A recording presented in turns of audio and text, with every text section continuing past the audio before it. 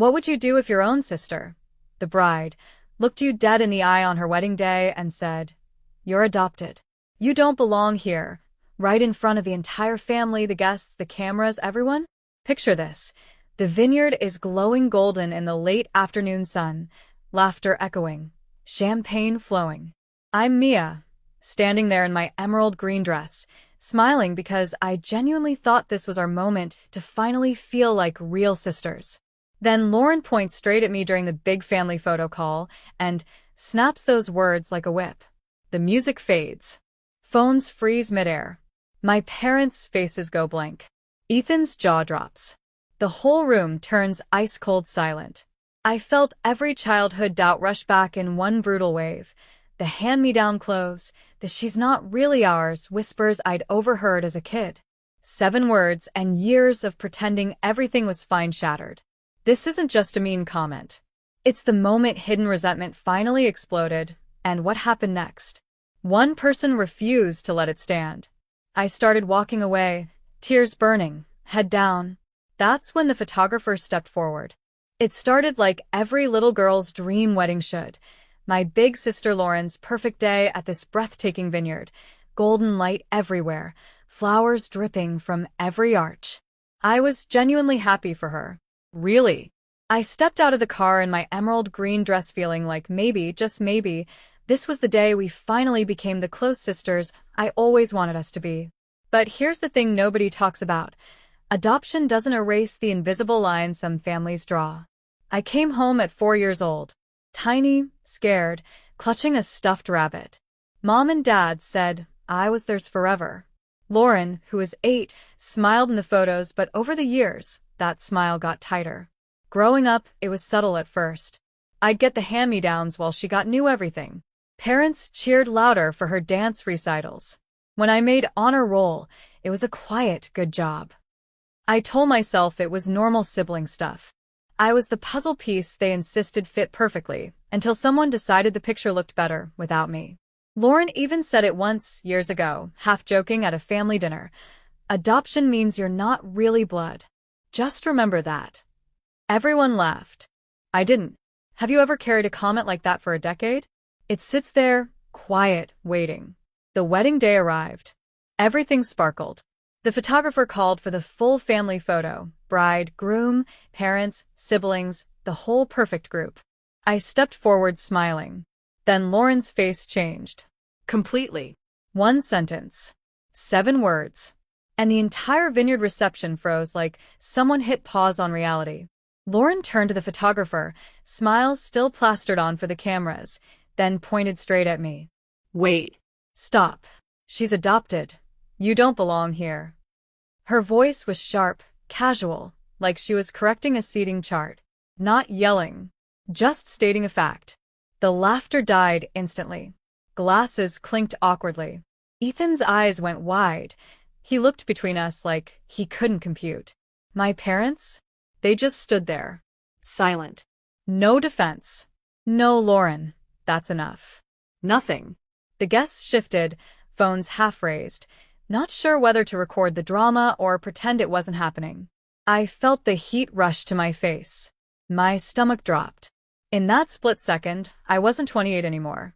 I was 4 again, the little girl clutching that rabbit, wondering why everyone else had photos of birthdays, and I didn't. All those years of swallowing the little comments, the exclusions, pretending they didn't sting, they all slammed back at once. Short, punchy truth. It hurt. Deep. Like someone ripped the bandage off an old wound and poured salt in. Ironic, isn't it? The bride who'd posted endless captions about family forever and sisters by choice just publicly erased me in front of 100 people. For what? To keep the photo pure? I swallowed hard. Tears burned. I started to step back, head down, ready to disappear into the crowd. But someone wasn't having it. Have you ever watched someone step into chaos and turn the whole room with just a few calm words? That's exactly what happened next. James, the photographer we'd booked months ago, quiet guy, mid-30s, always behind the lens, barely said 10 words all day, suddenly lowered his camera. He didn't shout. He didn't rush. He just stepped right between Lauren and me, blocking the shot like a human shield. The crowd was still holding its breath. Phones were out now, recording. Lauren crossed her arms, chin up, like she expected everyone to back her. Ethan looked mortified. My parents? Still frozen. James cleared his throat once. Then he spoke, voice steady and clear enough for everyone to hear. Funny thing about family photos, they don't run a DNA test at the door. They capture who shows up, who loves, who stays. He paused, letting that sink in. Lauren opened her mouth to argue, but James wasn't done. I've shot your family events for years, Lauren. Birthdays, holidays, graduations. Mia's in every single one. Front row. Smiling. Included. Because she chose to be there. Every time. Short, punchy reality. He wasn't just defending me. He was exposing the lie we'd all pretended wasn't there. Then he did something none of us expected. He reached into his bag, pulled out his tablet, and tapped the screen. Let me show you something. The guests leaned in. My heart pounded. What he pulled up next made Lauren's perfect facade crack, wide open. What if a slideshow could dismantle years of lies in under a minute? That's what James unleashed right there in the vineyard. He held up his tablet, projecting onto a nearby white tent wall for everyone to see. Click. First photo, me at age 5, in pigtails, blowing out candles with Lauren grinning beside me. Click. Us at her high school graduation, arms linked. Click.